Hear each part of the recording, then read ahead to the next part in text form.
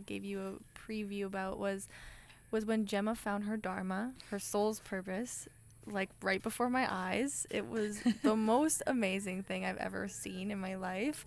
It's so beautiful that you're saying like that. I love it. so, do you want to tell them a bit about what happened there? Oh yeah, sure.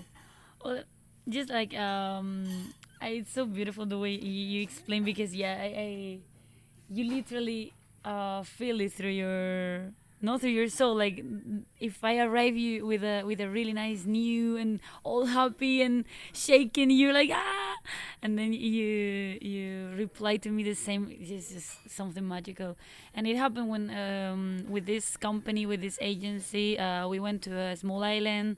We were visiting the new school that they're building there, and as I'm biology teacher, I said to myself, wait a minute, I think I can help in this in this objective, and I saw myself before like a person just able or maybe yeah able to join other projects but not creating my own project. And that was the moment when I had Carmen around me, like I saw, wait a minute, I mean, like, look at her, she's 23, she's doing like amazing things alone. She's creating from zero, from sketches, eh? um and then I said, wait, I mean, I'm gonna try like her to do this kind of things like on my own. And I just said, yeah, let's do it. Let's do the crowdfunding. Let's try to help this community. I'm gonna try to speak with all the schools I've been working on, and everything just started to go on. And now I've risen up like 1,000 of pesos, the currency here in the Philippines. So I really want to focus myself in this kind of projects, right? Like regarding education, critical thinking, like people growing, and while I'm doing this my trip. So yeah, I'm so happy. I'm so happy. That's amazing. And yeah, and it was just so amazing to when we went to this school to the school that kind of brought this idea to her. We were on the boat ride back and both like quiet because the boat was really loud, so you can't really talk, and we were just kind of like in our own zones, just like I was in a pretty meditative state watching the sunset as well. And then we arrive at the shore, and then yeah, she comes up to me and says, just very like almost like just like a blank look in her face, like she's almost in shock. She's like, Carmen, I think I just found my dharma. And I start screaming like at the top of my lungs, disrupting her chi state that she was in. But this was just such a key moment because since that time, since she realized that she can take her passion for um, education and as a teacher, a former teacher, because she also, Gemma also quit her job to come travel just like I did.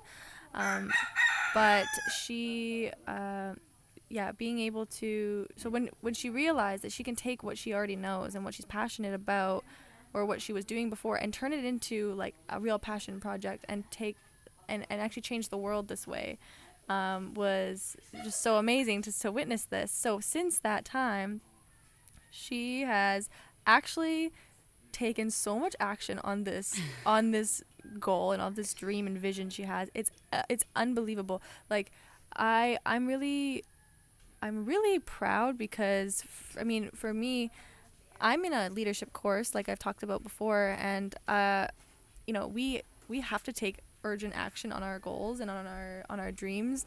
um, it's like we're held accountable to people, so that's what helps us really stay on track with our vision for our life.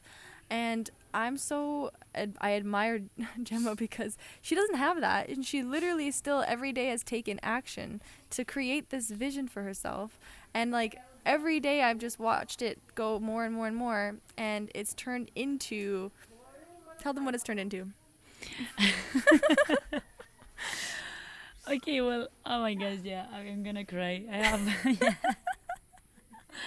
Yeah, oh my gosh, yeah. You fulfill my soul when I listen to you saying these things because yeah, when you're living it you don't realize, but when you talk it out loud and when we have this feedback it's just something magical.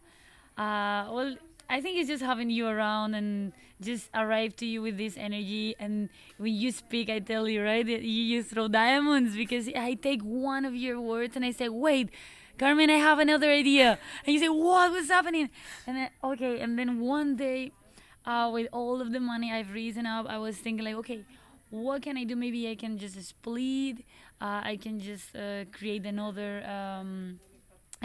branch of this project, and then something started to grow in our minds.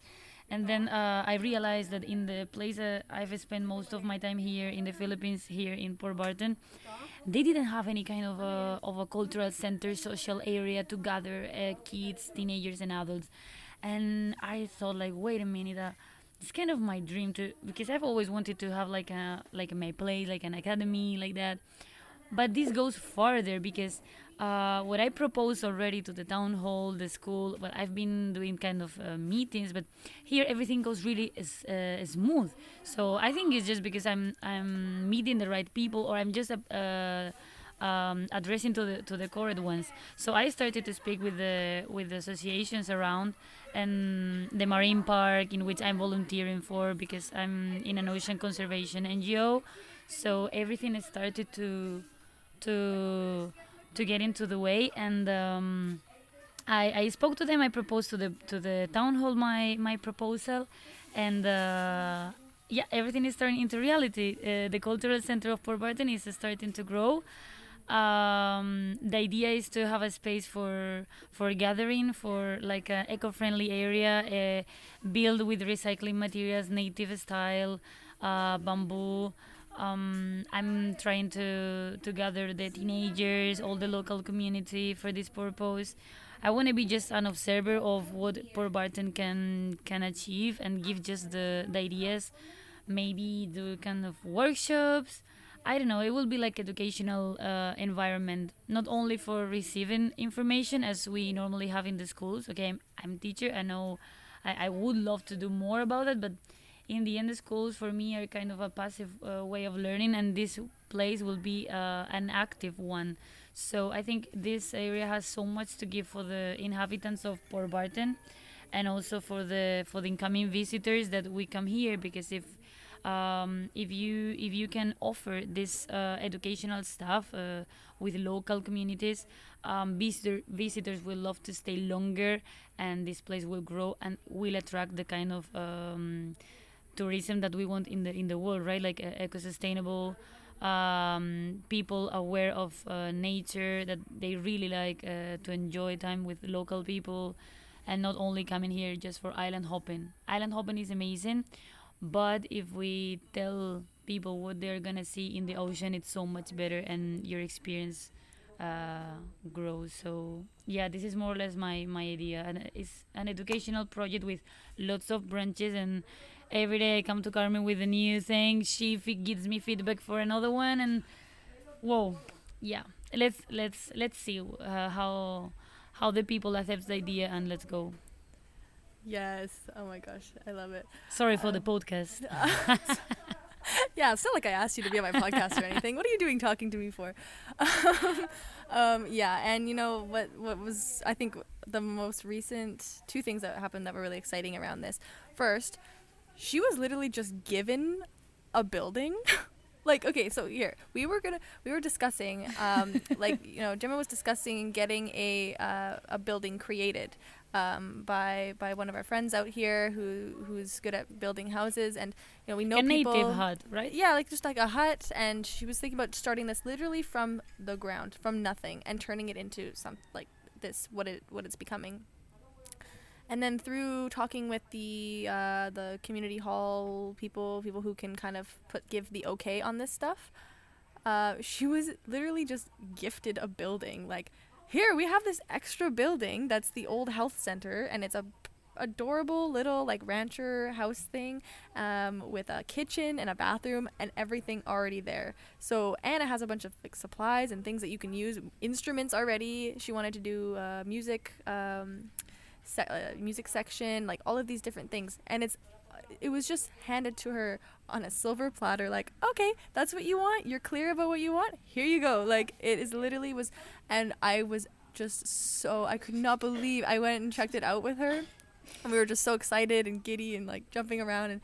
And because literally the day before I was doing the you say the plan, right, of the ideal hut, and I literally painted in my notebook some kind of the same building, so like with a bathroom, with a kitchen, coffee area like that, and a big living room. And then next day yeah, it just appeared there, and I was like, but what's happening here? I mean, I have to take this opportunity because I cannot leave this place. Everything is just going into the flow.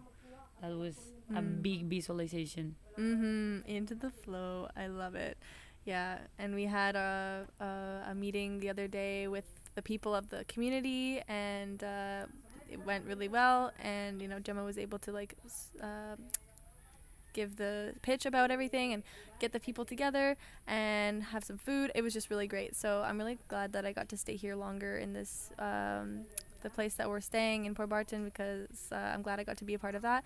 And so that's been the forefront of Gemma's life, but which is just so amazing. And just to be able to have seen this from when it became just a tiny little seed of an idea that was planted, and then just to see it turn into like such a beautiful flower already, just within the small amount of time that I've been with her, is just like incredible.